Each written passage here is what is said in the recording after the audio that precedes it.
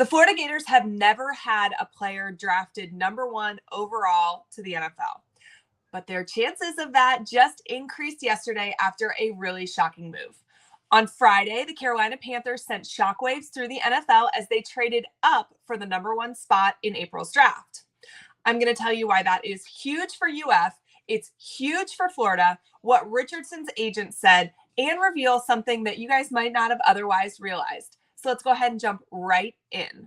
First off, Florida has never had a number 1 overall draft pick. This would be huge for the Gators as they continue to lead the way in the state of Florida when it comes to sending guys to the league. I want to clear something up.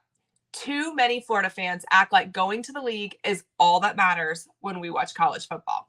And then there's also too many rival fans who negate what Florida does by regularly sending guys to the league because of the win-loss record the last couple of years.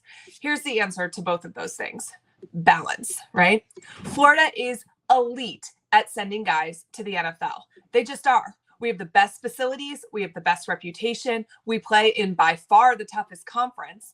And no matter what the record is, we put guys in the NFL. And that is a huge selling point on the recruiting trail for Napier and anyone who's a coach at UF, because guys want to get to the league, right? That is these high school players. They want to play in college, but they also really want to play in the pros. But the other side's true too, right? As a college football coach, your primary objective is to win football games. You can put 10 guys in the league a year, but if you're not getting 9, 10, 11 wins at UF and you're not competing for the SEC, UF is not going to keep you around, right? They are not keeping a coach just because he's good at sending guys to the league. They are keeping a coach because he is good at keeping Florida competitive in the East, in the SEC championship game, and ideally on the national stage. So, now that we've cleared that up, right?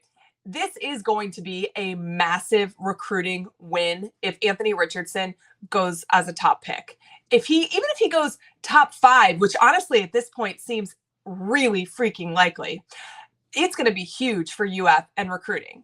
And before we get into it, yes, he did not hit his full potential at UF.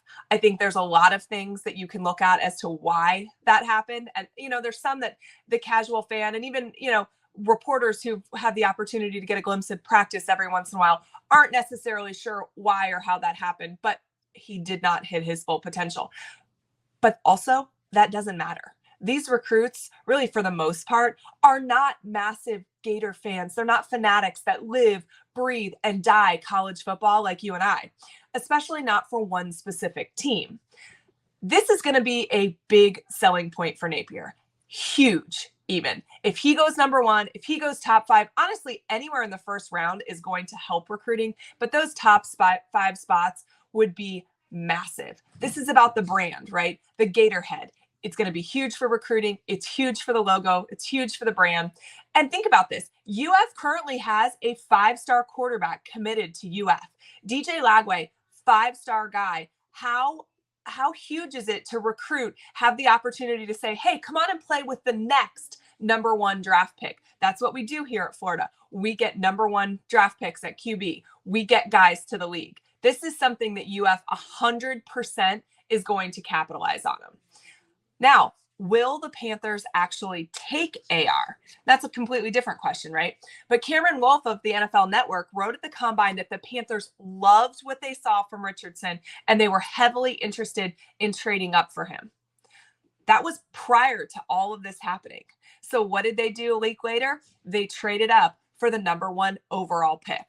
Now, obviously, this is not a guarantee by any means, but the only way to ensure that you get the guy you love the most in the NFL draft is to make sure that you have the number 1 overall pick. And the Panthers aren't wrong for wanting to take Richardson this high. Vegas currently has his odds listed as 3rd, but they're extremely close to Young and Stroud. So it's not like he's a long shot by any means, right? Like it's almost a pick 'em between those 3 guys. And the rest of the country is taking notice.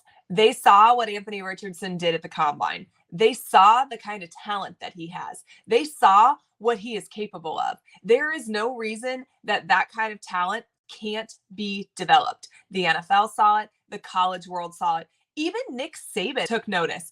I don't know if you saw this week, but he took a very thinly veiled shot at AR in comparison to Bryce Young. And Saban essentially implied he'd like a guy a tick shorter than 6 foot who has all the skills that Bryce Young does than a 6'4", 250-pound quarterback who lacks those skills.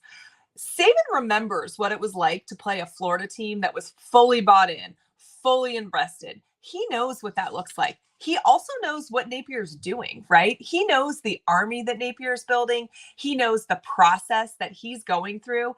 He knows that Florida is on its way back. I really think the shot that Saban took this week is him trying to make sure that his brand stays on top. His brand is the most relevant. His brand is seen as the most powerful in college football.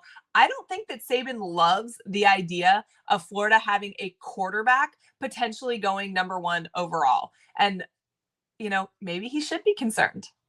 And let's be brutally honest. He is not the refined passer that either of those guys are. But he's a generational talent. He's more athletic than just about anybody in the draft. He's got a cannon of an arm. If he can go to the league and develop, he can be that guy. And if you're the Panthers, isn't it worth the risk? And if we look back at most recent NFL drafts, teams are trending towards picking for the future, right? They're picking that raw athletic talent that they think they can pluck out and they can develop. That is what NFL teams are looking for right now. And the one thing that you can't teach as an NFL coach, no matter how good you are, right, is playmaking. And AR has shown time and time again against Utah, that long touchdown, the 2-point conversion, back-to-back years against LSU, huge plays against Tennessee, Georgia, Florida State. Heck, he nearly beat a 10-win Seminole team in Tallahassee and would have won if not for a terrible defense and some hometown officiating. The kid wasn't consistent this year, but he has it. You can't teach it. So can he hone that and become a sharper QB? That's for the NFL to decide, but he's got all the upside in the world to get it done. And NFL coaches, for the most part, and GMs all think that they're geniuses. So they see this amount of talent, this amount of pure natural ability, and they think all he needs is me, and then he's going to be all world. Here's an interesting note from AR's agent. A UF staffer tagged Derek Johnson, who's AR's agent, in a Facebook post just after the trade was announced. It was a picture of the breaking news. Jackson replied on the Facebook post, "If you ain't first, you're last," which is obviously a quote from Ricky Bobby's character in Talladega Nights.